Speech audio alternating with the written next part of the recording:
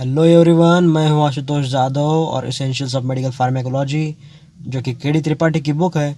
उसका chapter 1 chapter 2 हमने finish कर लिया है। चैप्टर 3 का पार्ट 1 भी हमने फिनिश कर लिया है। आज हम चैप्टर 3 का pharmacokinetics, metabolism and excretion of drugs, kinetics of elimination, इसका पार्ट 2 देखने वाले हैं। आज के पार्ट में हम देखेंगे रेनल एक्सक्रीशन क्या होता है, ग्लोमेरुलर फिल्ट्रेशन क्या होता है, ट्यूबुलर रीअब्जॉर्प्शन क्या होता है, ट्यूबुलर सिक्रीशन क्या होता है, काइनेटिक्स ऑफ एलिमिनेशन भी हम देखेंगे।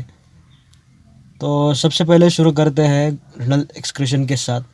The kidney is responsible for excreting all water soluble substances. The amount of drug or its metabolites ultimately present in urine is the sum total of glomerular filtration, tubular reabsorption and tubular secretion.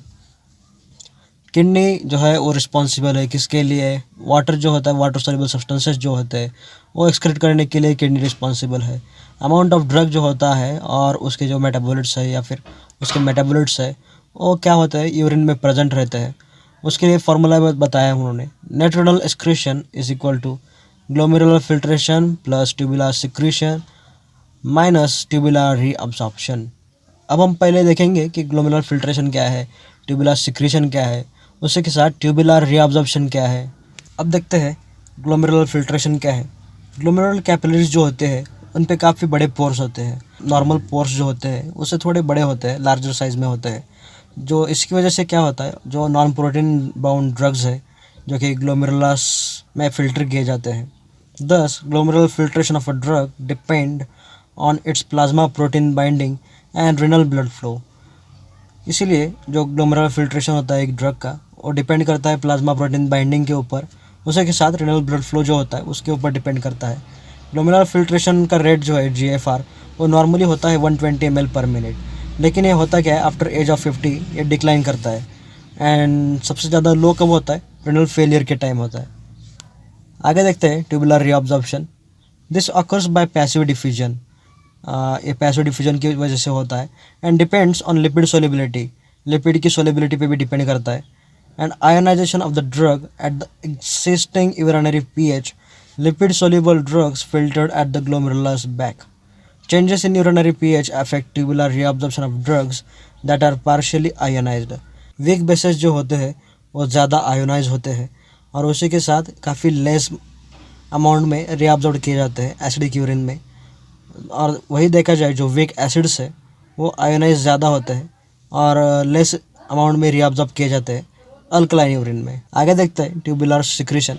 This is the active transfer of organic acids and bases by two separate classes of relatively non specific transporters which operate in the proximal tubules. पहला तो है organic acid transport और दूसरा है organic base transport. Tubular secretion जो है वो एक एक्टिव एंड ऑफ ट्रांसफ़र है जो कि ऑर्गेनिक एसिड्स एंड जो बेसेस है उनका होता है टू सेपरेट क्लासेस से होता है जो कि रिलेटिवली नॉन स्पेसिफिक ट्रांसपोर्टर्स होते हैं।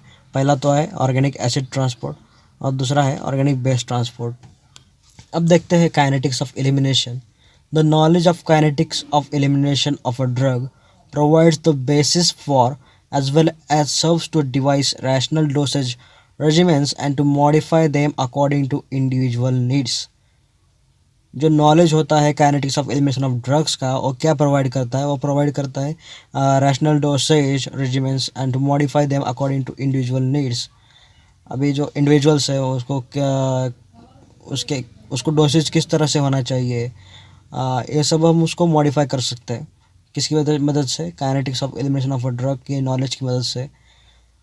वहाँ पे 3 फंडामेंटल फार्माकोकाइनेटिक पैरामीटर्स है। पहला तो है बायो अवेलेबिलिटी, दूसरा है वॉल्यूम ऑफ डिस्ट्रीब्यूशन और तीसरा है क्लियरेंस।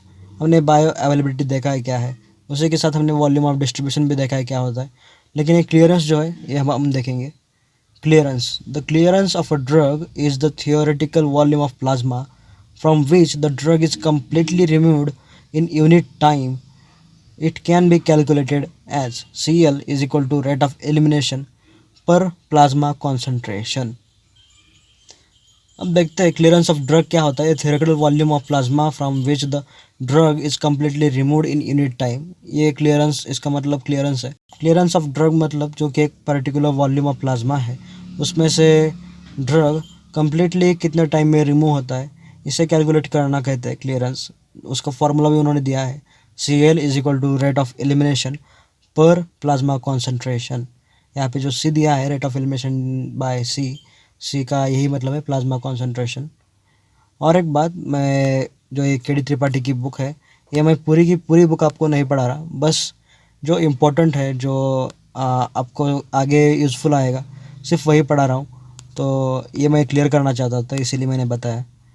और इसी के साथ आज का ये 3rd चैप्टर भी ख़त्म होता है। तो कल से हम 4th चैप्टर को भी स्टार्ट करेंगे। तब तक के लिए बाय बाय।